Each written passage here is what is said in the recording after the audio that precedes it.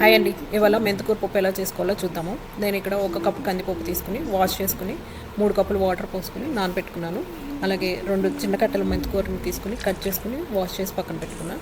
ఇప్పుడు అందులోకి ఒక చిన్న ఉల్లిపాయ, 4-5 పచ్చిమిరపకాయలు చిలికలుగా కట్ చేసుకుని వేసుకున్నాను. ముందుగా కడిగిన మెంతికూరను కూడా అందులో వేసుకుని 1.5 టీ స్పూన్ పసుపు వేసుకోండి. పసుపు వేసుకున్నాను.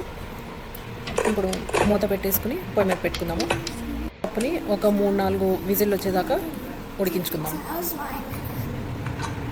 ప్రెషర్ అంతా పోయాక మూత తీసుకుని చూస్తే ఇలా ఉంటుంది. గుంట గరిటె తీసుకుని బాగా కలుపుకోండి. మీకు కలిపేటప్పుడే పప్పు అంతా మెదిగిపోతుంది.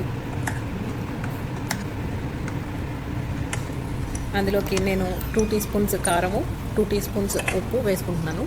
మీరు మీ రుచికి తగ్గట్టు చూసుకొని వేసుకోండి.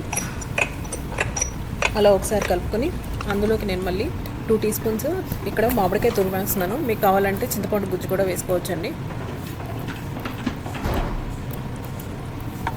అలా ఒకసారి బాగా కలిపేసుకుని పక్కన పెట్టుకోండి. ఇప్పుడు నేను తాలింపు వేసుకుంటున్నాను. ఆయిల్ వేసుకుని అందులోకి వెల్లుల్లిపాయలు, పచ్చిశనగపప్పు, ఆవాలు, జీలకర్ర, ఎండుమిరపకాయలు వేసుకున్నాను. నేను ఇక్కడ ఇంగువ కూడా వేసానండి, క్లిప్ తీయటం మర్చిపోయాను. తాలింపు వేయించుకొని పక్కన పెట్టుకోండి. ఇప్పుడు ముందుగా ఉడకబెట్టుకున్న పప్పులోకి తాలింపు వేసేసి ఒకసారి బాగా కలుపుకొని ఒక 3-4 నిమిషాలు ఉడకనివ్వండి.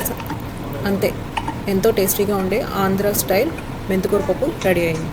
Thank you.